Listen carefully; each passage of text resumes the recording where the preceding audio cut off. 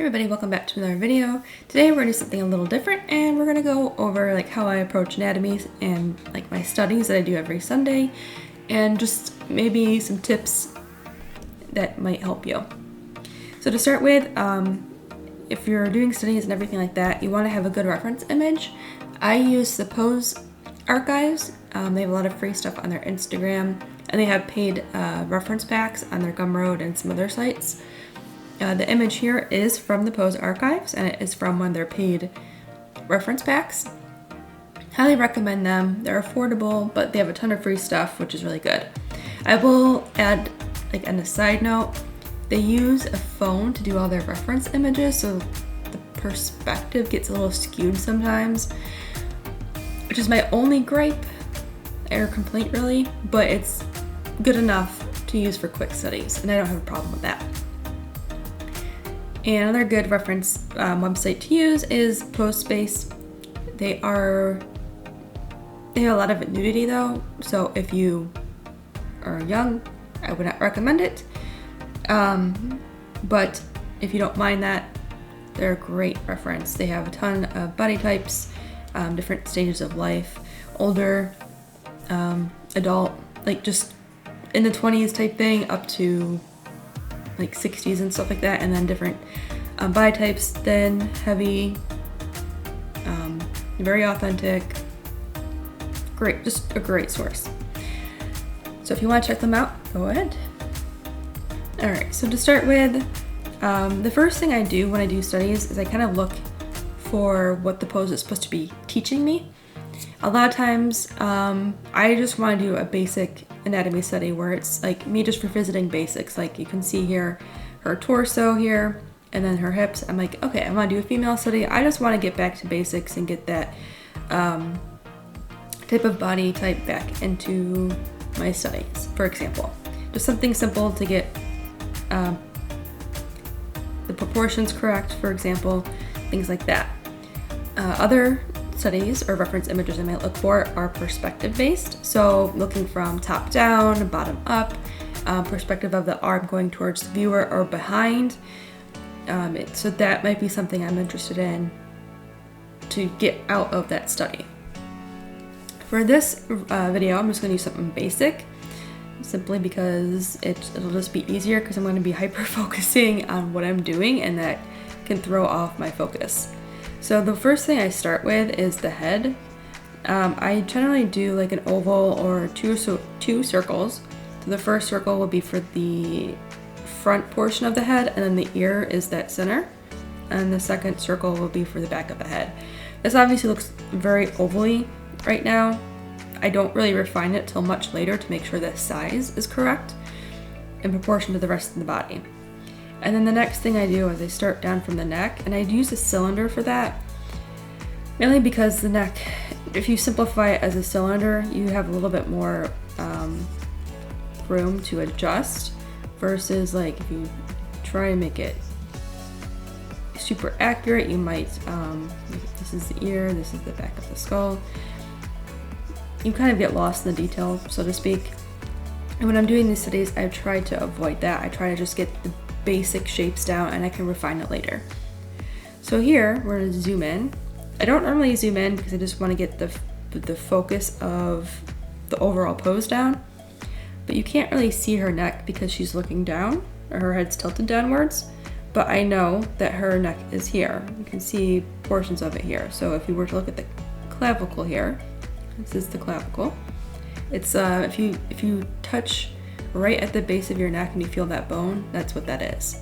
And that's just connecting your torso, your rib cage, the whole rib cage here, all this good stuff, to your shoulder blades. So that way when you move, this bone is moving with your shoulder. Anyway, besides that, we're gonna look at this and we're gonna kind of refine this head just so I can get this down a little bit more. I can also see her two ears, so I just do little ovals for ear placement so I can have that down. This is obviously not perfect, not her face shape at all. That's okay. I know her neck is here, so I can just add that there. Now, once I get that overall set up, I start going towards the rest of the body. This bottom line is generally where I want her feet to be. This is something I did a lot in college. Like the bottom or the top line and the bottom line is your entire section for the body, and then your hips are usually in the middle. I, for some reason, have been struggling with that lately, so I just kind of draw it and whatever happens, happens. Yeah, so alright, so now that I have that, I go towards the torso neck. So this shape, I try and just get this shape in there. So I do like the flower sack, I think it's the flower sack method, I don't know. And then I like to do the extra part where the rib cage is, which is usually this. And you can see it here on her body. This part right here, that's where her rib cage is, because your bottom ribs don't go all the way around, because you need to be able to move. So these side ribs are shorter than the ones up here. So I can see here, this is going to be that middle of the rib cage. I'm going to do where the shorter ribs are. And now I kind of have a basic shape to go off of. I don't always do this, but usually I will if I'm struggling to kind of see how the body is moving, or not moving, but like positioned. It's a good reference point for me. Now, obviously, women are going to have a different rib cage area than men because our anatomy is different. It's obviously there's variations between woman to woman and man to man, but it's usually an overall proportion that is usually always there. I would say a majority. So even if the body types between the women are different, they still generally have a smaller rib cage overall than men. All right, so I have that rib cage down. So there are two things I usually look at this point. Sometimes I like to do the arms. And the reason is because I can get the elbow in there and make sure that lines up with the rib cage here. And I can get the rest of the arm down. I generally get the joint in here by making a circle. So you can kind of see, if I were to erase this, this is where the arm is going to be. And from here, I'm like, okay, I have the arm. And now what I can do, I can either do another cylinder. You know, there's a cylinder here, and then just keep going. And you can add in a little of the muscles here. And I have the arm placement down. This is not proportionate by any means, but I just have it down. And like I said, because I'm going slower, I can't just do what I usually do. But it's something I can start referencing, making sure this is spaced right. Obviously it's not, because this arm is not proportioned by any means. It's actually too thick. And then I can start getting the hand in there. Sometimes I'll do that. Sometimes I'll actually leave the arms for last, depending on, it just depends on my mood really. So I can get the arm or the body type in here, and I can start getting the rest of the body torso in here as well. So here's where I might refine some things. Because the rib cage is right here, I'm gonna zoom in. It looks like it's kind of a straight line, and then it curves outward because of the way the hips are positioned for women, because they are not positioned the same as guys. We have different anatomy parts in there for different reasons. So I think it's they're tilted more forward. So that, because they're tilted more forward, the bone structure of the hip is going to give us more of a curve. So I'm going to actually draw the hip here from memory, by the way. This is not going to be super accurate. So this is the side view of your hip, and this is the joint where your leg joint's going to be. And then that's your leg, all that good stuff. I highly recommend doing some skeletal studies, because once you start seeing the skeleton here, that hip bone, I want to say the iliac crest, but that's not correct. And then this is your your tail, basically. Forgot the actual term. But yeah, that's where your joint is. And this is the hip here. And that's what you're kind of seeing. Let me zoom in some more. You're kind of seeing that hip bone, and that's what's causing that to look like that. And then the fat and everything lays on top of it, and that's how you get the hip for women. But I recommend doing some studies on how that affects the anatomy, because once you start seeing these reference points, or what is the term that I want to use? I don't remember what the term is that I want to use, but you start noticing the same thing over and over again, and it makes it much easier to draw no matter what the position is that you're drawing, or pose rather. Alright, so once I get the hips and stuff down, again, very rough, not complete one-to-one, I'm just looking for the overall pose. I can kind of also do the belly button here. And I like to reference that sometimes because that gives me a reference point for how low the clothing is here. And I can say, okay, so I have that point. Let me just zoom out here. And now I can start getting the rest of this in here. And this is not accurate by any means.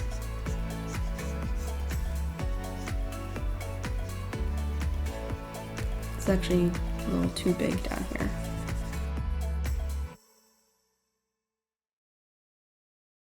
I'm just going to use her underwear or whatever these are as a reference for her legs. So you can see that there's a line here, and that's the leg part. Technically, you could say that her torso ends there and use that as a guide. Like, okay, this is where that ends. That's great. Definitely not anatomically correct, or proportionately correct compared to what she actually looks like. I'm trying not to get stuck in that. I'm trying to just go over how I approach this. And then for the leg, I like to do the cylinder method for sure. And a lot of that's just because it's a long shape. Because it's a long shape, it's much easier to get that in there. Then I don't know, I just prefer to do that method because it's faster. And then I can go ahead and refine it later. And then here is where I just kind of rough in things like the leg, the shape of the leg and the foot. I don't normally spend too much time on that because it's more of a not complicated but involved to get the leg shape accurate. And then I'll go to the other leg. Same thing, trying not to focus too much on accuracy right now. I'm just trying to get the overall pose in. I do try and keep in mind the perspective for the legs, or the feet, the placement of the foot. So here, it should be at an angle. So I'll at least try to get that in there. Yeah, not an accurate foot or anything, but it's close enough, right? And I can go back in and start actually making this more accurate. Especially at a 3rd degree angle because the muscles are showing on both sides, so it looks like this. Like, oh, here's your knee, and then here's a muscle here, and then here's a muscle here. It just looks weird. But that's okay. That's just the way the human body is. Alright, so now I have this in here, right? I can go back to the arms, and this is where I use my knowledge of anatomy. I can see here there's a muscle. I believe it's the deltoid. I don't think that's right. There's a muscle here. I don't remember the actual name. I think it's the deltoid. I don't think that's the right term though. And I like to use that as a reference because you can see here. Let me zoom in some more.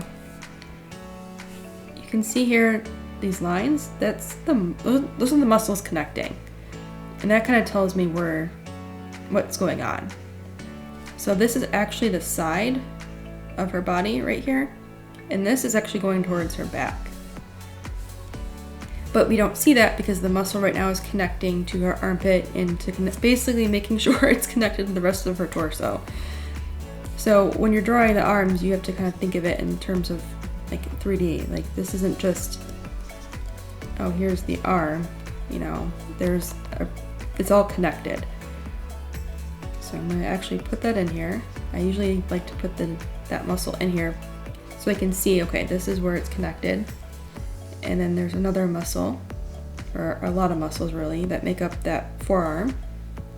And then there's more muscles that make up the rest of the arm. And this is where it gets tricky because it looks like a straight line, but it's really not. And this is kind of where I struggle a little bit because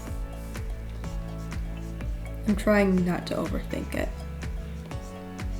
So that's how I do that. And then here's the hand. I try not to get too involved with the hand as well because again, we're just doing a pose study.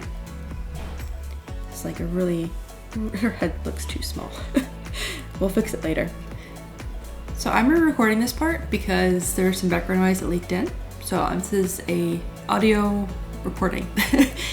I'm just finishing off the hand here, the other side. And then I start drawing in the chest area. I don't know if YouTube censors the actual word, so we're just gonna call it chest. And the top, I'm gonna start drawing in. The angle of the bottom part of her top actually can help for like, not perspective, but making sure everything's in proportion with her arm and stuff like that. And then I can start filling that in. This is kind of like me filling in some details just to kind of get the overall look and feel of what the pose should be based on the reference. And here is where I start looking at the arm and how it connects to the torso. This is a little more challenging, I guess, if you're not familiar with it. So here I'm pointing out that this is the side of her torso, and where her armpit is there in that little spot, that's the arm being connected to the torso, and you can't just like make a line there without understanding how it's connecting because it's a 3D body, right?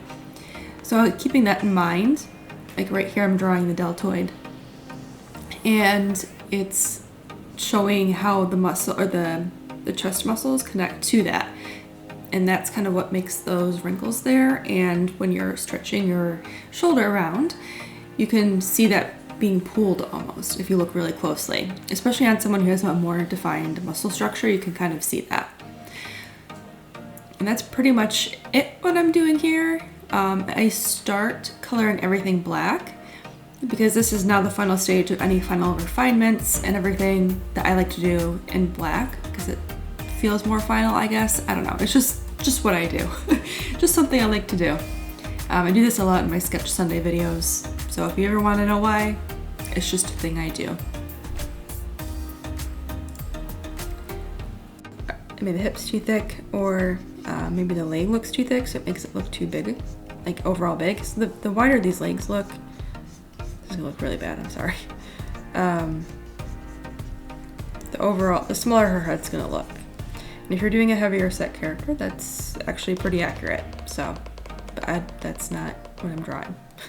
So I'm not doing that. So this is where I'm gonna start going in and kind of refine what I drew. You can see already there's, like, she has a little bit of body fat here, which is normal, just so everyone knows. That is actually really normal to have that there. It's just the way it is for women. There's no getting rid of it. And then she's got some muscle here. Now I will say that having knowledge of how the muscles work and how they're laid out on the human body is very helpful at this point, and I recommend doing a lot of studies for that because you can see what this is. This is the muscle. That's a leg muscle. It's not, it's just how it is. Now obviously every body is going to be a little different, so it may look more pronounced on her, but it may not be pronounced on somebody else. But having that knowledge, oh, that leg muscle's here, It's very helpful, especially if you want to do more stylized stuff, because you can kind of see what you're getting away with, or what you can get away with when you start stylizing everything. All right, her legs look really long, and part of that is, again, their camera, because it drives me nuts. It just drives me nuts. But she's also a thinner body type, which gives the illusion that everything's longer. Another thing to keep in mind is the wrist. You want that wrist to be lined up probably just below the hip here. It's generally how long it is in terms of proportion, I found. Again, some people may be a little longer or just a little shorter, but for, you know, consistent, like just generic purposes, that's what it would be. It's a good landmark is the word, landmark. All right, so I'm just gonna go ahead and kind of refine some of this here. This is not perfect by any means, because now I have to go through and not talk while I'm fixing this.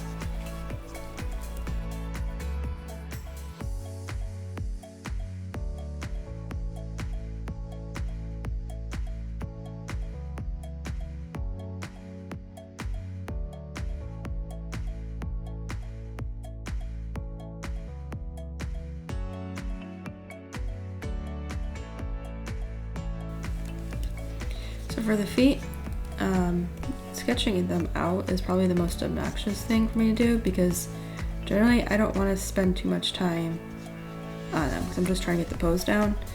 But if you don't get a decent line in there for the foot, the whole thing looks weird. And that's the most annoying thing about feet.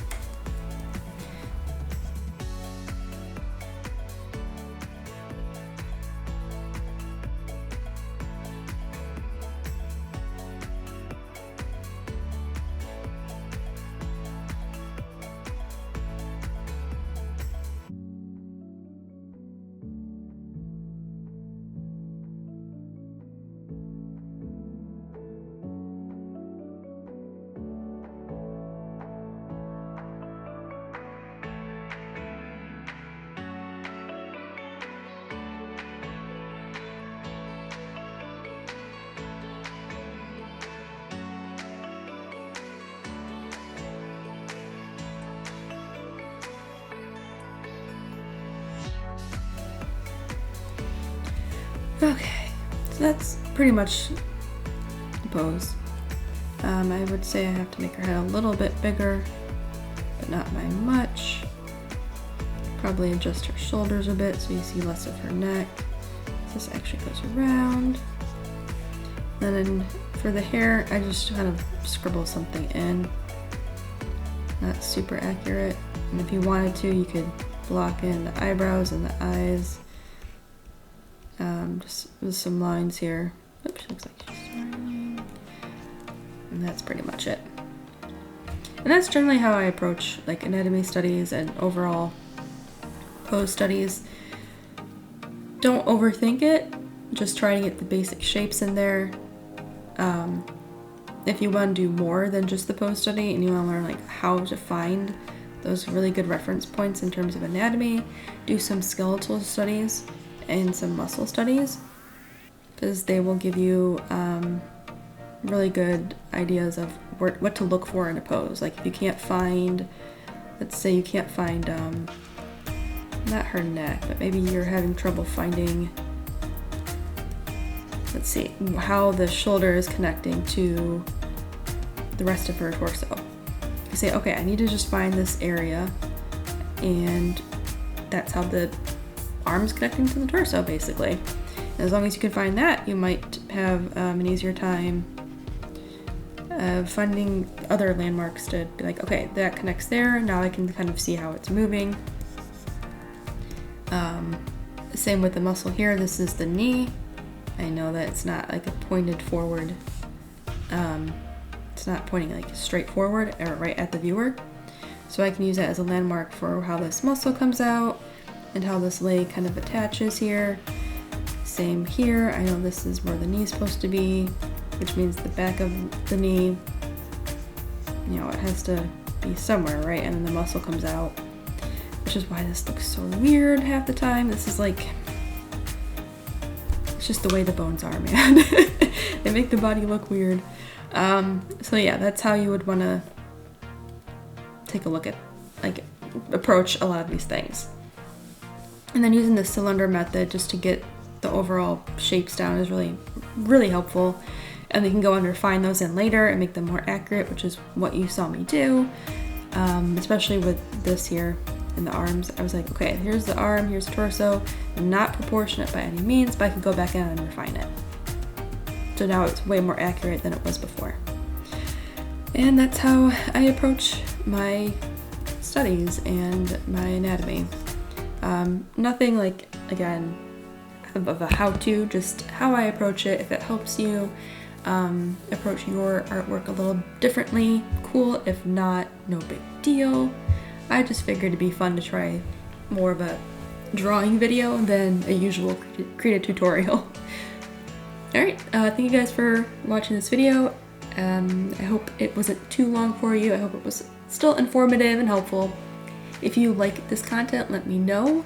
I can try and go over like how to refine this later on to make a more finished piece, which would be fun. Maybe we can make a series out of it if you're interested. Depends on the feedback. Make sure to like and subscribe so you don't miss out on other videos that focus on drawing or Krita or just other non-traditional, I guess, software as an artist. Let me know what you think, and I will see you guys in the next video.